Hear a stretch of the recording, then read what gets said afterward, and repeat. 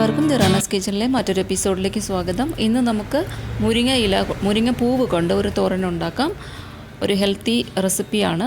മുരിങ്ങ ഇല പോലെ തന്നെ മുരിങ്ങപ്പൂവും വളരെയധികം ഹെൽത്തി ആയിട്ടുള്ള ഒരു പൂവാണ്. അതുപോലെ അത് വളരെയധികം മെഡിസിനൽ പ്രോപ്പർട്ടീസ് ഉണ്ട്. ഇല പോലെ തന്നെയാണ് പൂവും. ഇമ്മ്യൂണിറ്റി പവർ വർദ്ധിപ്പിക്കും ബോഡിയുടെ. അതുപോലെ ഷുഗർ ലെവലും കൊളസ്ട്രോൾ ലെവലും ഒക്കെ കൺട്രോൾ ചെയ്യാനും വളരെ നല്ലതാണ്. അതുപോലെ ജലദോഷമൊക്കെ തടയാനും വളരെ നല്ലതാണ് മുരിങ്ങ പൂവ്. അപ്പോൾ ഇന്ന് നമുക്ക് അതുകൊണ്ട് ഒരു തോരൻ ഉണ്ടാക്കാം. മുരിങ്ങ പൂവ് ആദ്യം നമ്മൾ നന്നായിട്ടൊന്ന് കഴുകിയെടുക്കുക. കാരണം അതിനകത്ത് ഒരുപാട് ചിലന്തി വലയും ഒക്കെ ഉണ്ടാവും. അപ്പോൾ അതൊക്കെ മാറ്റിയതിന് ശേഷം നന്നായിട്ടൊന്ന് കഴുകിയെടുക്കുക. റോഡിൻ്റെ സൈഡിലൊക്കെ നിൽക്കുന്ന കാരണം വളരെ അധികം പൊടിയും അഴുക്കും ഒക്കെ ഇതിനകത്തുണ്ടാവും. അപ്പോൾ അതൊക്കെ കഴുകിയെടുക്കുക. നല്ല ഒരു 3-4 വെള്ളത്തിലെങ്കിലും ഇത് കഴുകിയെടുക്കുക. അതിനുശേഷം നമുക്ക് വെള്ളം ഒന്ന് തോരാനായിട്ട് വയ്ക്കാം. വെള്ളമൊക്കെ തോർത്തി മാറ്റിയതിന് ശേഷം വേണം അത് തോരൻ വെക്കാനായിട്ട്. കാരണം പൂവിൽ നിറയെ വെള്ളം ഉണ്ടല്ലോ, വെള്ളത്തിൻ്റെ അംശമുണ്ട്.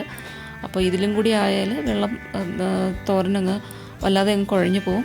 അപ്പോൾ അതിന് വേണ്ടി വെള്ളം നല്ലതായിട്ടൊന്ന് മാറ്റിയതിന് ശേഷം മാത്രം നമുക്കിത് കുക്ക് ചെയ്യാനായിട്ട് എടുക്കാം.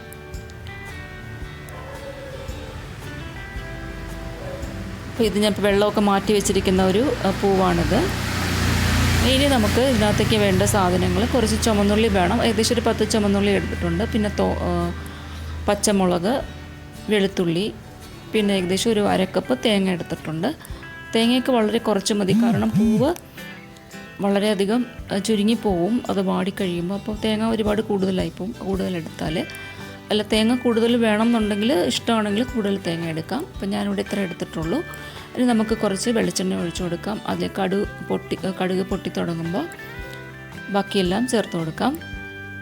അപ്പോൾ ഇവിടെ ചുമന്നുള്ളി നല്ല ചെറുതായിട്ട് അരിഞ്ഞ് വെച്ചിരിക്കുകയാണ്. ഇത്രയും ചെറുതായിട്ടാണ് ഞാൻ അരിഞ്ഞിരിക്കുന്നത്. ഇതിലേക്കാളും ചെറുതായിട്ട് അരിയണമെങ്കിൽ അങ്ങനെ ചെയ്യാം. ഇത് ഒന്ന് ക്രിസ്പി ഒന്നും ആവണ്ട. ഒന്ന് സോഫ്റ്റായി വരുമ്പോൾ നമുക്ക് കുറച്ച് ഉപ്പും കൂടി ഇട്ടിട്ട് നമുക്കൊന്ന് വഴറ്റിയെടുക്കാം. സോഫ്റ്റായി വരുന്നവരെ ഒന്ന് വഴറ്റിയെടുക്കാം.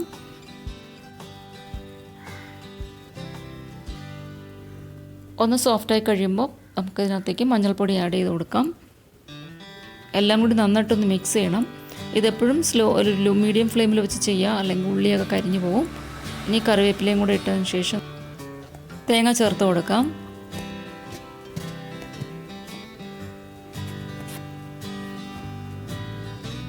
പൊടികളൊക്കെ നന്നായിട്ടൊന്ന് മിക്സ് ചെയ്തെടുക്കുക. ഞാൻ കുറച്ച് ചുവന്ന മുളക് പൊടി ഇട്ടിട്ടുണ്ട്. ഇതിനകത്ത് പച്ചമുളകും എരിവും ചുവന്ന മുളകിൻ്റെ എരിവും ഉണ്ട്. അപ്പോൾ എരിയൊക്കെ നമ്മൾ അഡ്ജസ്റ്റ് ചെയ്ത് ചേർക്കുക. അപ്പോൾ ഇതിനകത്ത് തേങ്ങ ചേർത്തിട്ടുണ്ട്. തേങ്ങ ഒന്ന് ഡ്രൈ ആയി വരുമ്പോൾ മാത്രം പൂവിട്ട് കൊടുക്കാം.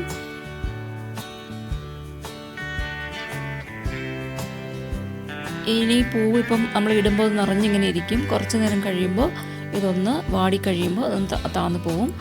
അപ്പോൾ ഒന്ന് അടച്ച് വെച്ചതിന് ശേഷം നമുക്കിതൊരു 5 മിനിറ്റ് അടച്ച് വെച്ചതിന് ശേഷം ഒന്ന് വേവിച്ചെടുക്കാം. വളരെ സ്വാദിഷ്ടമായ ഒരു തോരനാണ്. സ്വാദിഷ്ടമെന്ന് മാത്രമല്ല, ഇതിൻ്റെ ഒരു ഗുണങ്ങൾ ഒരുപാട് ഉള്ള ഒരു തോരനാണ്. അപ്പം നമ്മുടെ എല്ലാ വീട്ടിൽ മുരിങ്ങ മരം ഉണ്ടെങ്കിൽ നമുക്ക് ഈ പൂ കിട്ടാൻ ഒരു പ്രയാസവും ഇല്ല. അപ്പോൾ ഇടയ്ക്കെങ്കിലും മുരിങ്ങയുടെ ഒരു കൊമ്പൊക്കെ ഒടിച്ചെടുത്തിട്ട് മുരിങ്ങ പൂവ് എടുത്ത് തോരൻ വെച്ച് നോക്കുക. മുരിങ്ങ പൂവ് കൊണ്ട് തോരൻ മാത്രമല്ല, നമുക്ക് കട്ട്ലറ്റോ വടയോ അങ്ങനെ എന്തെങ്കിലുമൊക്കെ ചെയ്യാം. അപ്പം ഞാനിവിടെ അതിൻ്റെ റെസിപ്പി വേറൊരു ദിവസം പോസ്റ്റ് ചെയ്യാം. ഇതിപ്പോൾ മുരിങ്ങ പൂവ് കൊണ്ടുള്ള തോരനാണ് ഉണ്ടാക്കിയിരിക്കുന്നത്. ഇത് നല്ല സാമ്പാറും ഒക്കെ നല്ല കറികളൊക്കെ ഉണ്ടെങ്കിൽ അതിൻ്റെ കൂടെ നല്ലൊരു കോമ്പിനേഷൻ ആയിരിക്കും മുരിങ്ങ പൂവ് കൊണ്ടുള്ള ഈ തോരൻ.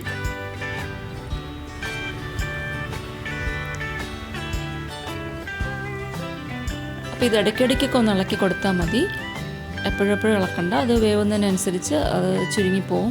അപ്പോൾ അതിനനുസരിച്ചൊന്ന് ഇളക്കിയിട്ട് കൊടുക്കുക. ഇടയ്ക്കിടയ്ക്ക് ഏകദേശം ഒരു 10-15 മിനിറ്റൊക്കെ നമ്മളത് ഒന്ന് ഡ്രൈ റോസ്റ്റ് ആവാനായിട്ട് വേണം സമയം.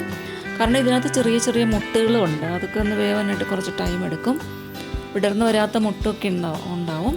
അപ്പോൾ അതൊക്കെ ഒന്ന് വേവാൻ കുറച്ച് ടൈം എടുക്കും. അപ്പോൾ ഇതിപ്പോൾ റെഡി ആയിട്ടുണ്ട്. ഏകദേശം ഒരു 15 മിനിറ്റ് ഞാനിതൊന്ന് ഫ്രൈ ആക്കി എടുത്തിട്ടുണ്ട്. നമുക്കിനി കൂടുതൽ നേരം വേണമെങ്കിൽ ഫ്രൈ ആക്കാം.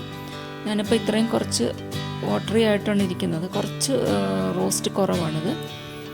അപ്പോൾ എല്ലാവർക്കും ഈ റെസിപ്പി ഇഷ്ടപ്പെട്ടെങ്കിൽ ചാനൽ സബ്സ്ക്രൈബ് ചെയ്യുക, അതുപോലെ തന്നെ ഷെയർ ചെയ്യുക, ലൈക്ക് ചെയ്യുക. അപ്പോൾ നമുക്ക് മറ്റൊരു റെസിപ്പിയിൽ കാണാം. Thank you. Bye bye.